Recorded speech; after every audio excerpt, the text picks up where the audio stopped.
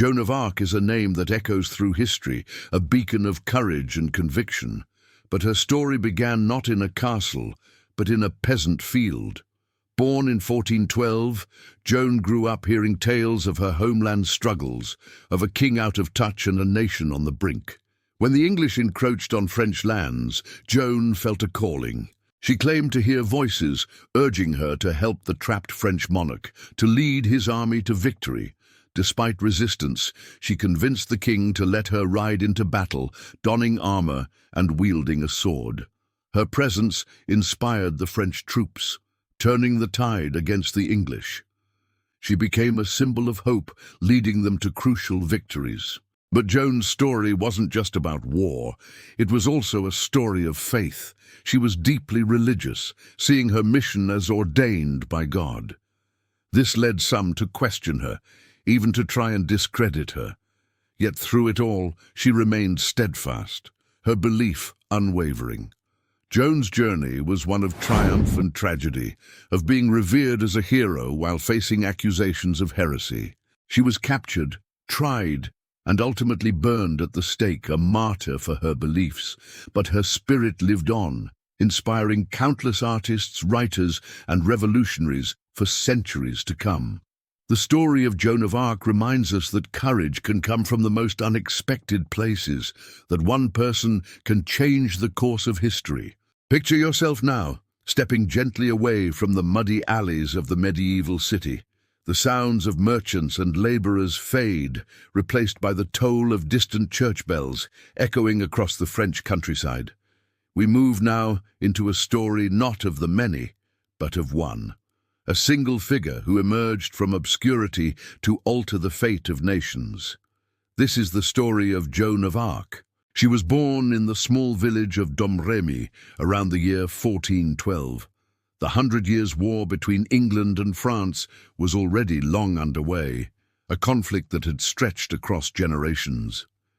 To those who lived in the countryside, like Joan and her family, the war was not only a tale of kings and armies. It was a reality of soldiers passing through, of raids and burned fields, of uncertainty and fear. Joan's early life was unremarkable. She helped tend the flocks, learned the rhythms of farm work, and joined in prayers at the village church. She was said to be devout, quiet, and obedient, a young woman of no special standing, known only to her neighbors. And yet, in her teenage years, Joan began to experience something extraordinary.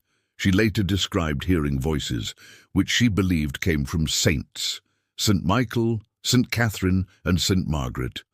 These voices, she said, guided her, urging her to take on a mission far greater than herself, to support the Dauphin, Charles of Valois, and help drive the English from French soil. For a girl of her station, the task seemed impossible. She was neither noble nor trained in war.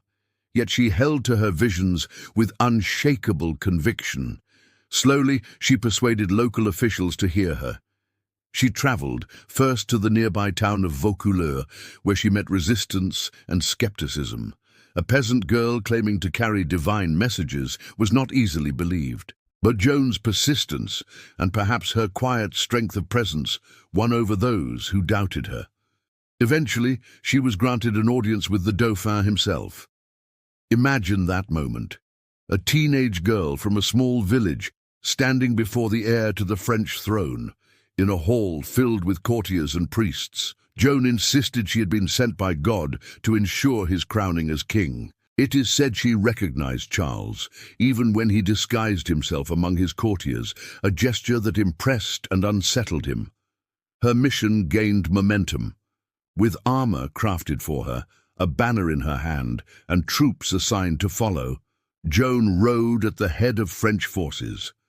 The year was 1429. The city of Orléans was under siege, and the French cause seemed near collapse. Yet with Joan's presence, morale shifted. The soldiers, weary and uncertain, took courage in her conviction. Accounts tell us that Joan did not fight with sword and shield in the way knights did.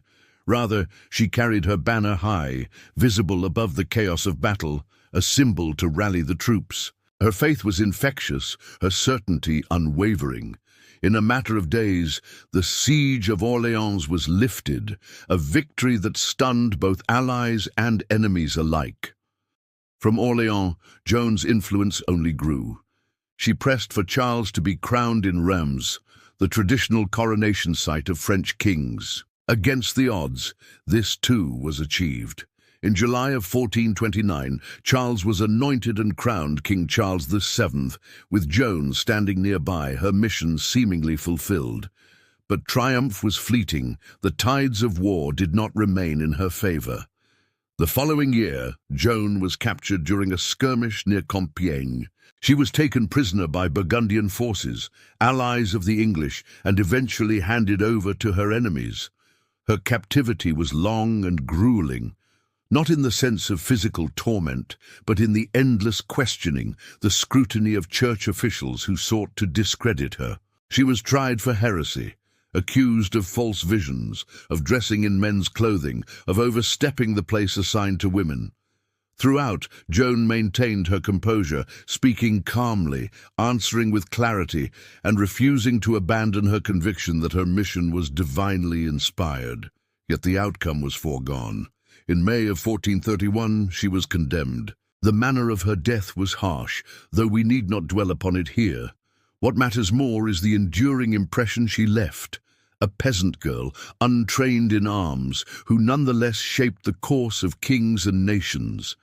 Her life was brief, only 19 years, but the echo of her story resounded through the centuries. Decades later, even the church that had condemned her reversed its judgment, declaring her innocent. And in time, she was canonized, becoming Saint Joan of Arc. Her life, her voices, her unwavering courage, all became part of the tapestry of history, both inspiring and mysterious. Soft pause. From the story of one remarkable life, we move now to another kind of mystery. Not a person this time, but a book. A volume filled with strange drawings and words no one has ever been able to understand. A manuscript that whispers across time, inviting endless speculation. This is the enigma of the Voynich manuscript. Now let us turn from the battlefield and the figure of Joan of Arc, and wander instead into the quiet world of parchment, ink, and hidden words. Imagine yourself stepping into the hushed air of an old library, its walls lined with shelves that bend under the weight of ancient tomes. Dust motes drift in the shafts of pale light, and the air is thick with the scent of dry paper and leather bindings. Here, within such a place, lies one of the most enduring mysteries of the medieval world, a book known as the Voynich manuscript. At first glance, it seems ordinary enough. A bound volume written on vellum, its pages filled with carefully inked text and colorful illustrations. Yet as you lean closer, you notice that the writing is unlike anything you recognize. The letters do not belong to Latin or Greek or any other familiar script. They form looping shapes, intricate and consistent, yet entirely unreadable. The manuscript, thought to have been created in the early 15th century, contains over 200 pages. Each page carries both text and illustration, as though the pictures might explain the words, or the words might explain the pictures. But neither yields its secrets easily. Turn a page, and you might see plants that resemble none found in nature. Roots curl into impossible shapes, leaves sprout in unfamiliar patterns. Some botanists believe they were drawn from life, others that they are wholly invented. Still they rest on the page with delicate detail, inviting but never answering. Turn another page, and you find diagrams of stars and circles, strange zodiac wheels, populated with figures and symbols. The drawings suggest astronomy, or perhaps astrology, a mapping of the heavens, but in a language that resists translation. Then there are the bathing women, small figures drawn in green pools and vessels, connected by pipes and channels. Their presence raises endless questions.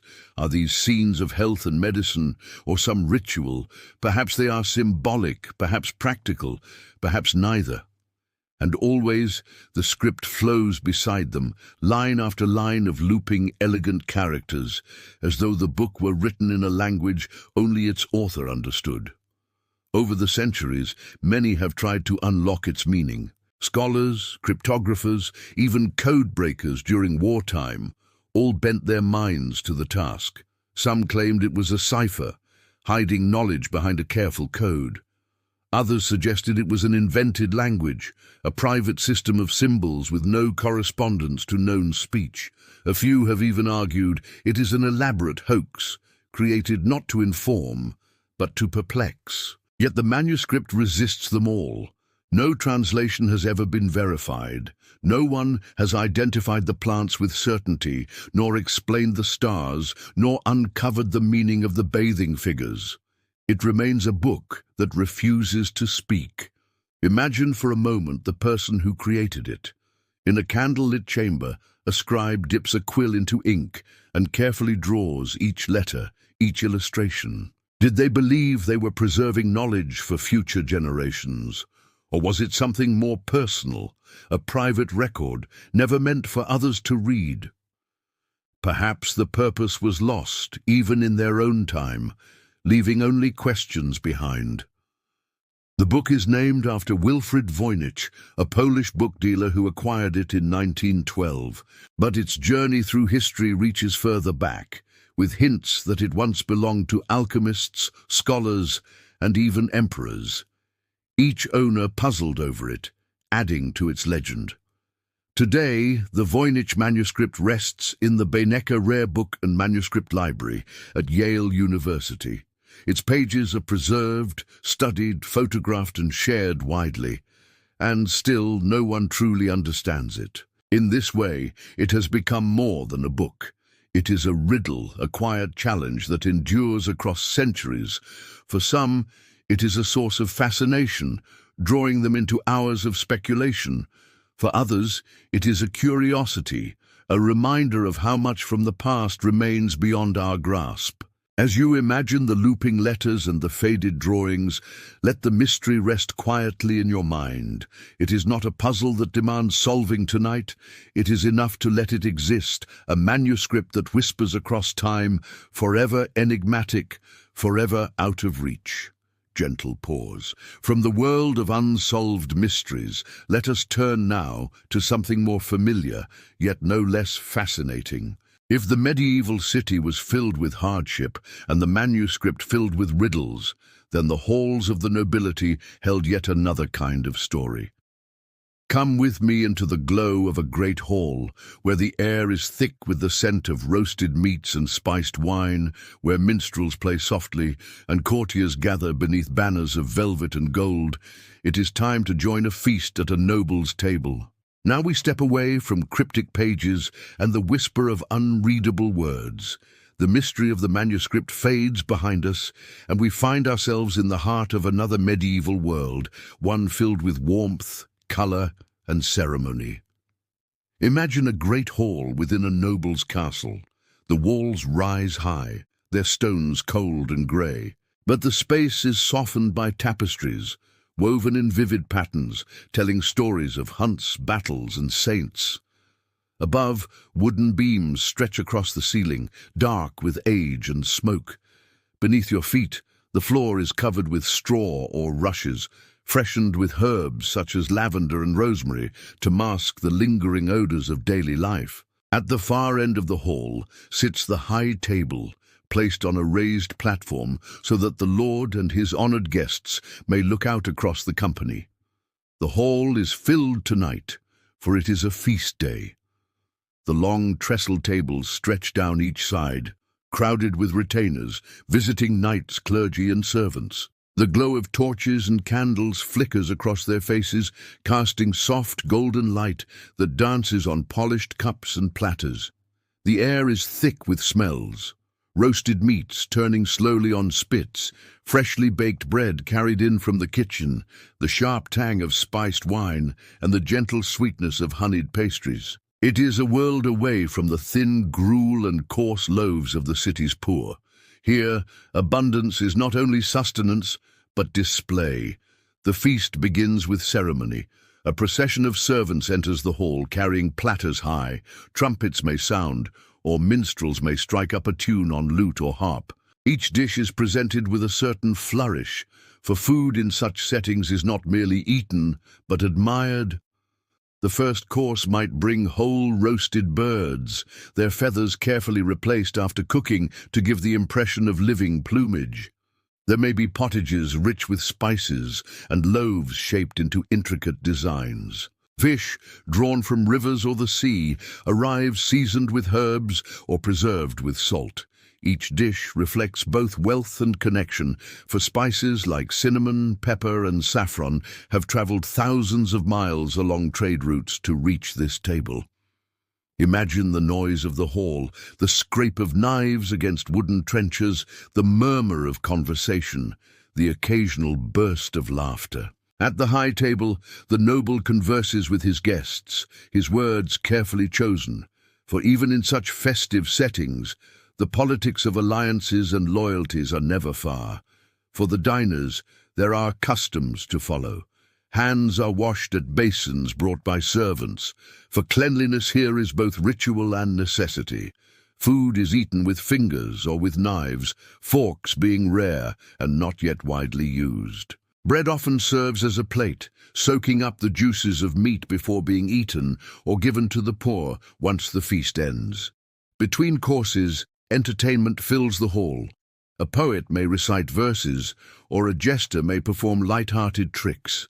Musicians play softly, their melodies weaving through the hum of voices. In some households, trained animals, dancers, or even acrobats might appear. The feast is not simply nourishment, it is theatre, meant to delight, to impress, and to display the noble household's power and refinement.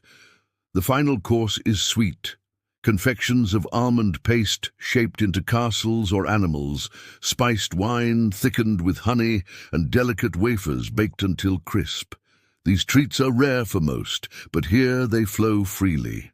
Guests linger, sipping slowly, the warmth of wine spreading through the hall as candles burn lower.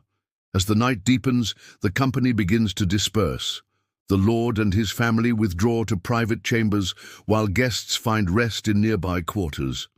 The hall, once noisy and crowded, falls back into quiet. The rushes rustle as servants clear the tables, banking the fire so that embers glow faintly in the hearth. The scent of roasted meat and spilled wine lingers in the air, fading slowly into the stillness of the night. The feast, like the city streets or the secret manuscript, reveals another face of medieval life, a life of contrast, where abundance and scarcity, power and poverty, mystery and ritual all coexisted, shaping a world at once familiar and strange. Closing. And now, dear listener, our journey through the medieval world comes to its end. From the crowded city streets to the life of Joan of Arc, to the mystery of an undecipherable book, and finally to the warmth of a noble's feast, we have drifted across time and experience. Each part of this world was difficult in its own way, yet each carried its own rhythm, its own meaning, its own place in history. As you rest now, you may let these images fade, knowing that the struggles of the past belong to another age, while you remain here, in the comfort of the present. Close your eyes, let the echoes of bells, footsteps, and distant songs drift softly away, and allow yourself to sink into quiet sleep. Good night.